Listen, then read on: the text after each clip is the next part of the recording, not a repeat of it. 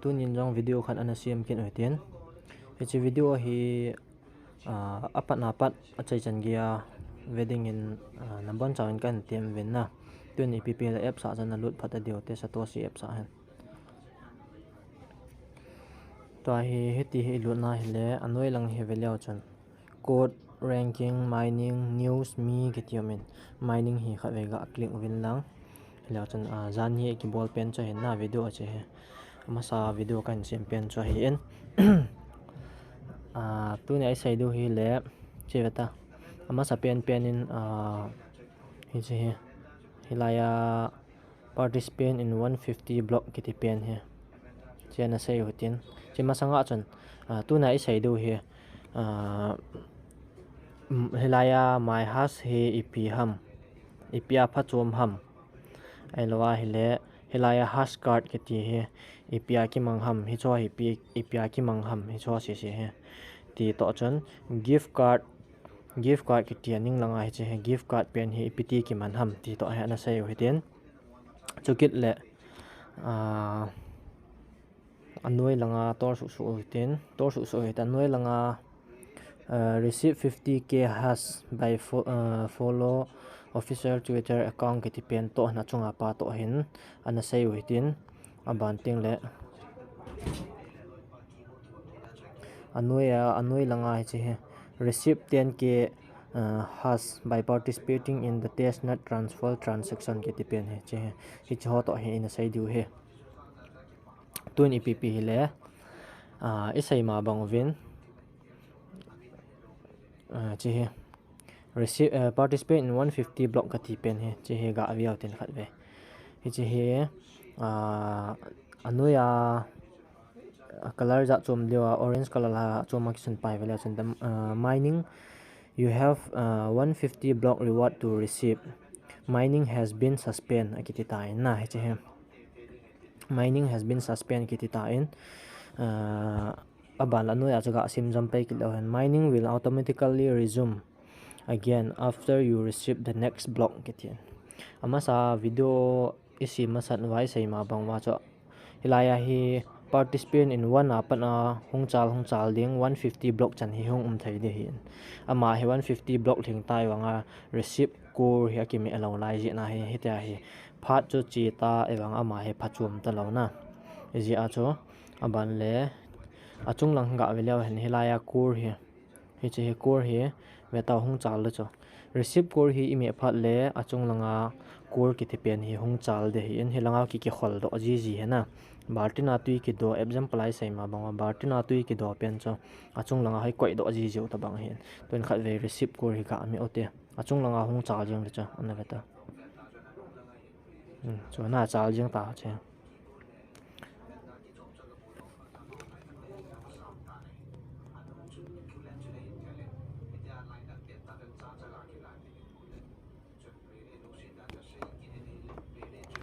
to he zero block am kitan na zero a hi 1 2 3 4 ta hong chal ki de 150 block chan hong am ki de na ti cho hin tin ani na ina sai diu hi le hi che he achung langa my has ki ti pen hi che he core chunga my has he na veo te khat ve hi che ho mining power hi na hi chi hi atama hi le to hi 130.00 k hi na ama iti sai da ha a mining power hi hat nai lo cho a mining power hi hat nai lo ama wang my has ke ti pen hi atam chana hi na mining power hi hat de hi na hi ji chun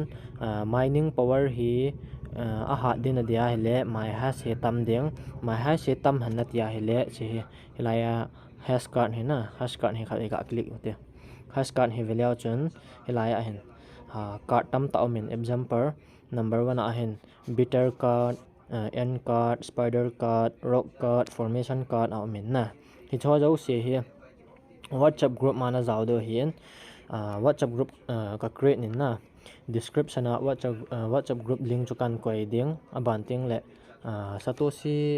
minor group tam piang omin hi chuang chana zau theu aban le telegram group ho telegram ang group tam pi omin na telegram ho na zau na join theu hi in ipila ban ban ni sei deu hin na ayong lai silong chana nga phon ho tin toi sei du pen hi le hi chaw hi initiate jang na bol thei na aban le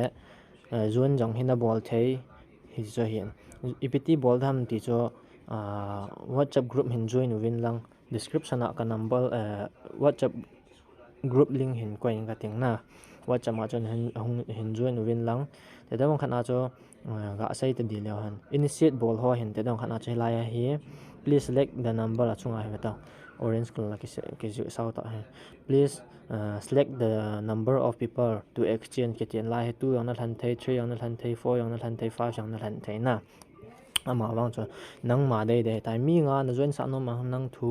mi li na join sa no mi nang thu mi thum na join sa no nang thu mi ni na join sa no nang thu na ken to hi mi nga he kha ve kan click de na kha ve ka ga me le ga select ta in to he aban le initiate he na initiate he ka me dei tai initiate ka me le hash card exchange initiate successfully kita in tai close ka bol de hin close ka bol ve ta che jo cho kan ho cho he ta nui langa thum ho banga he ki gold dip de ma chana ta he formation card he initiate ka bol pha na he ama he za chom be am ta na 1 2 3 4 5 mi nga ajoin nga ka bol hen khat hi 1 he le automatic a chama khat ji ta na aban le 2 3 4 5 he waiting to join akitian hi che he mial chi ven lang epikan ham initiate na bol he anoya initiator noya he vela jan card bracket sunga he formation card akitian hi che he formation ka kha ga mial chi ven card min he aban le hi che he copy kha na mi do he na la ya copy le poster ke ti pen he pen he copy pai kha ga click ven lang man phala copy successfully you can now start with your you can now share it with your friends akiti ta ang mabla close na ga abal do na close na bol do banteng le whatsapp group ma na lut do he na whatsapp group ma na lut dio to whatsapp group ma na lut wa he le chi hi whatsapp group mongai point na a process dan jo example ga abol hi no hon description a ka channel ka tia whatsapp group khat ka sim in hi chi cho description a link kan koi ding nan join deu na ju nan join pat tiong le lai whatsapp group ma cho hi tai nan that du he lai message lai hi na chom khat ga me dan le chen page o maintain page ang na me thai lo ha la no ya che message box ki ti pen chi kha ga me lo chen hi tin te ta hi tai ding ban phat le he tai hom phat ting le hen enjoy initiate na bol cho hi chi card min hi pi ham na formation card hi in initiate ka bol cho formation card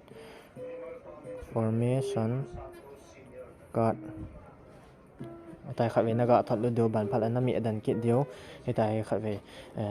na that lu ki do chi chan hi chi cho initiate bol hon na mial chi du hin na ai la tu hin join bol de ho he apt bol da ham ti he ga ve kit lew han join bol di ho hen helaya he whatsapp group ma na lut do ta cho first a he initiate na bol lo ji wa cho initiate bol hon card a hin that lut ho cho ept bol dham ti cho ept join dham ti cho kan sai ki de hen phaten na ngai vin lang join bol di hon na whatsapp group ma first ana lut dio aban la hi che he wata first ana lut do ban phala helaya anoi pena ikhat akut number ki pc si kha ve nami adan deu ban phat le copy na bol deu anoi la ta copy message copy ki ta na ban le na back deu ta na back deu ban le satoshi apps ana lut deu satoshi apps ana lut phau le to hi ve ta thamkhat like ka hi phatia na ngai lo wa na het them lo deu hi ama hi initiate ki bol ta in na initiate ka bol ta jina cho join na di loi tan te dong khana cho ama hin formation card initiate an bol phana hi nangin hi chi formation card cho copy na bol pen cho copy na bol de ban phat le hilanga he achung lang cho ga sai da ten te dong khana hi chi na no ya pa he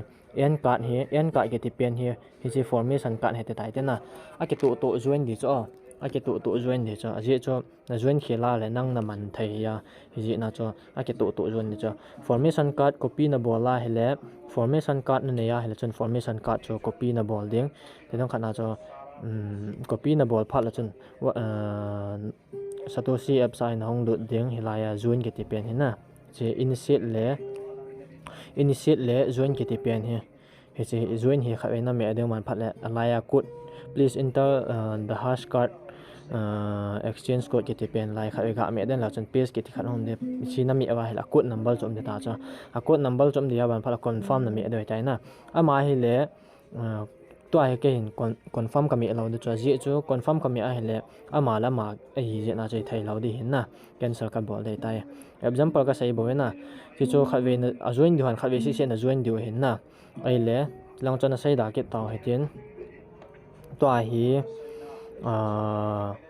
ipit aban initiate bol hon na mel chi jing ke diu khat cho hin sai kit lang hilaya exchange card ke ti he taw chi cancer exchange ke ti hilaya hi waiting to join ke ti ho zo sia hi mi thum million an join be dia lai million an join hing phal le achung langa cancer exchange khela hin execute exchange hung ki te execute chuna mi edo execute chuna mi elowa hele na my house o kal di lo de ai wanga execute chuna mi a hele my house o kal de ta ta helai cancer exchange khela ho na hiat deu khat cho initiate bol han hiat deu khat cho cancer exchange khela hi execute exchange song ki ti phale execute exchange chuna mi edo ban phala close na bol deu na close na bol deu ban phale achung langa my house he he mahasi veleo chon kal ta ve ta mahasi kal phale na this is na mining speed cho ha de na hi chan chu achom lam ta card ho hash card ho na ept initiate bol dam ept join bol dam ti cho isai na oi tan tin ai la tu hin aban na chi ki ta hiten WhatsApp group nang lut pha le gift card hi aning lang pe na gift card he chi he WhatsApp group nang na join pha le group ma say taw hitin na bi chu chi to hin please send the following code to others to use akitita an jania chu kaman do itai na chi gift card pen he ki mang thai nai lo hi in gift card ki man jidan hi kha ve hin sei jap tari lang chom lam tai na chom khat my house hi bang khan a chu ki vet liao chun 100 ve ta 100 di ya na 100 ama hi le 130 tan ye cho jania juice gift card hi kaman do ai tai na ka code ka thona ama join ka bol sa phana cho ti sai da 30k ka lai tai na 130k hi ta in ai le no ha cho vela chan 100k ve ta 100k ho cho ipt da na 100k ham itia hele helanga gift card na he just gift card ki ti pen he khat ve se ki mang thai hi na chana naman nai lo ji wa cho 100 bo na lai de na mining speed cho not ma not dia ma sa nga he epi hyang le tun gift card man dan cho group ma sai taw hitin description group channel group link kan koi de hian nan join te du he na helang chana sai da kit taw hitin tun ai le aban sai kit hitin to hin receipt has kiti pen hi ept mandam ti he ana sai kit hitin ka sai banga chu na mining speed hi hat din a deya hele mai ha so tam ngai na mai ha so tam na dinga cho number 1 a cho hash card ho hi initiate or join khat pen na bol ding ani na cho gift card na man ding gift card hi piti mandam ti cho group mai sai do hitain ele athum na aina vekit hoten receipt ha se ona sai hoten ka sai bang cham sim leo han aning langa niaw ta ki ji pen he 150k hash for new miners akitin na recruit the first 3 people it will be rewarded 50k akitin mi khat nanu ya na koya hele 50k na mode 50k cho namu ting langa my house 100 to 130 ho la ya ho 50k namu bia hala chun 180k hongom ki dina ta banga cha hi mi thum na noya na kwai ding aban phale kwai te de ti na wang ai point na chi mi request na bola hele na linga ko na hi chi linga ko na hen Satoshi linga ko na mi thum request na bola hele 150k mining power na mu bearing ti na hin na kwai te de ti na wang ai poi aban teng le mi khat request na bola na bol verification na bol chai pi mining a bol phat le receipt ha se khat ve ga click le chen receipt ha se khat ve ga click le chen successfully hong ki ama wang chu te ti ai poi na te hi point hi chi he aban le athum na adingin anoi langa receive 50k by follow official Twitter account kheti na hi chi Twitter nei yo si in Twitter to hi chi app si na linga hele na 50k na ki mu de my has mining power na mu de hin Twitter nei yo sin jong na ki zun theo he cho yo se ong he apt Twitter account hong lo lai hon iti hondam ti hong cho video in sim deu hi in aban teng le anoi langa pa hi le anoya pen hi ga sai ki lo han receive 10k has by participating in the testnet transfer transaction akitin he chang he testnet chi ai tai na mainnet lut nai lo testnet lut ta mainnet phat le apt boldam ti chu test ke bol chai ga mai tai na he chi metamask a chu metamask na ki honde hi testnet bol dinga chom metamask ang apt hondam he chi to hin he chi apps to hin metamask so apt link dam ti hong cho video ka sim so ke de hin na hi chi chun hi chi video hi na vet na hele bear icon ong cho hianin lang video ka hin upload phale ana vete te jiwin na chi chu hi chi langa ten anoi langa ten hi ha sai da taw hitin ji cho video kan sim tho de hin na ele tu hin hi chi hi veto has card na han lut le chun card hi first a hi you initiate 5 exchange ka ke bitter card initiate ka bolta formation card initiate ka bolta cho tham hi end card spider card rock card cho hai na cho hi initiate bol thai ham join bol tham ti cho di hin aban le toy sei deu pen hi le khat ve Satoshi card yang na Satoshi card hi Satoshi card sei ma sang khat ve ga ave tre ute hilaya chung pe na initiate ka bol bitter card hi veta hilaya bitter card ban 1k hi in ban le formation card anoya formation card hi 5k hi in aban le end card hi 2k hi in spider card hi 3k hi in rock card hi 4k hi in aman ho hi ki bang lo jana aman ki tile ti seda power hi ki bang lo hi in ki chola hin formation card hi atam pian na abana sai ding in rock card tamin bana sai ding in spider card tamin bana sai ding in end card tamin bitter card thom pian he na ahi le kan ho chu iti sei da a power ki ba lo dung ju ya cho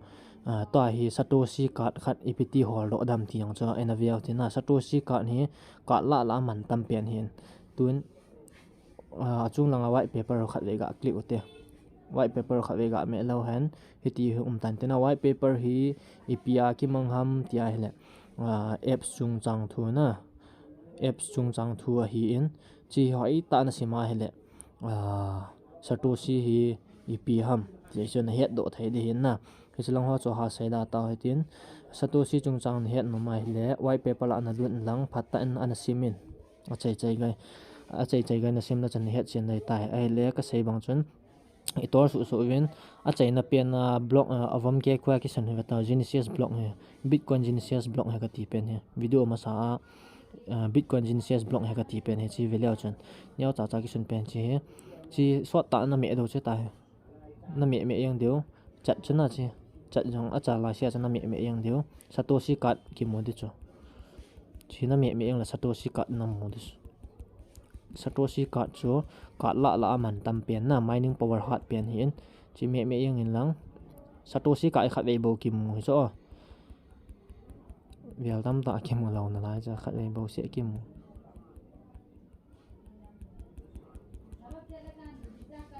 China congratulations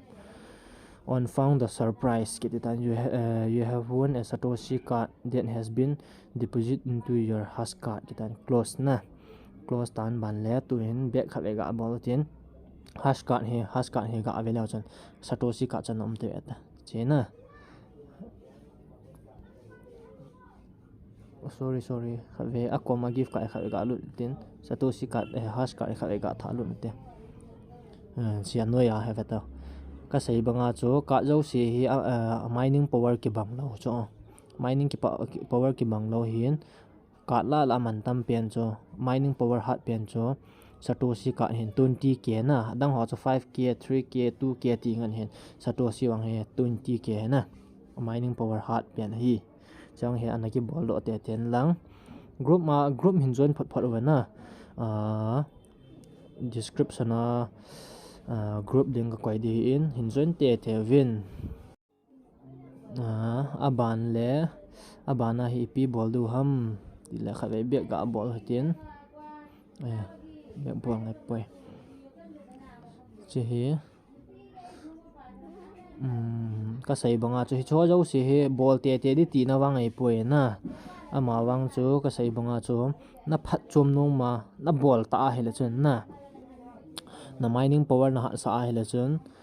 tua a chain lang he te jong le ka ti dan cha chain lang ka ti pen hi phat hi a chain lang he te jong le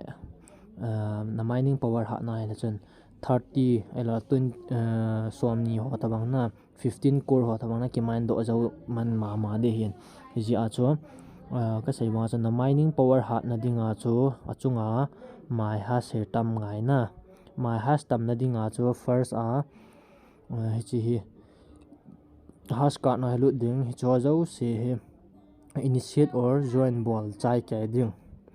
awan le ani na gift card hi la ka sei ma cho group ma nan join phat ding le group ma ki ho ta tin athum na a chu hi chilaya receive hash ke tipen hi 150k hash for new miners ke tipen mi thum recruit na bola hele mi khana 50k it's na mining power na moding mi thum na bola 150k na moding cho khat na abana hin tin aban le anui langa chi official Twitter account hi Twitter account jong hi na kiling te nga we na ji chu Satoshi chung chang thu zo se mon update and ball jiu hin update and ball jiu vin Twitter account ki hong lo lai hon jong video kan sim de hin an bear icon he na hian vin lang video ka hin upload phat le ana vijing kevin na ti cho yin tin aban le anoi langa receive 10k hash by participating in the testnet transfer transaction ke testnet jong hi pt bol dam ti cho metamask mang cha a ki bol hi in metamask song cho pt create dham ti hong cho video kan sem so ke de hin na ti cho jo siwang hi te ti na wang ai poina na bol te de ti na wang ai poin ama wang hi cha hi app sa hi mining bola na bor ngar ta hele na mining power hi mai ha se na ha sa hele chun ti sai da na mining power hat lo na mine to chun mining power la hat na mine cha ki hi di ji na chana ti thu hi ama wang te ti na wang poina hi chi channel la hi iti sai da test nan hoi piti bol da ham aban phat le metamask hoi piti honda ham Twitter account hoi piti honda ham ti cha video kan upload lo jing de na ka het khama ji chun hi chi yang hi chi channel yang phata an in vezi vin lang ai hele tuin ka sei bang chu sei thei zo si khet kham ka hin sei tai na ka sei hin la ma ha jong la ban lang ting la in sei ki de hian tu hin tu nya ding in video hi chan hian anga taw hi tin a chei nan na bon chawin description WhatsApp group ho hin join te win ti cho a chei na kan sei he ka ki pa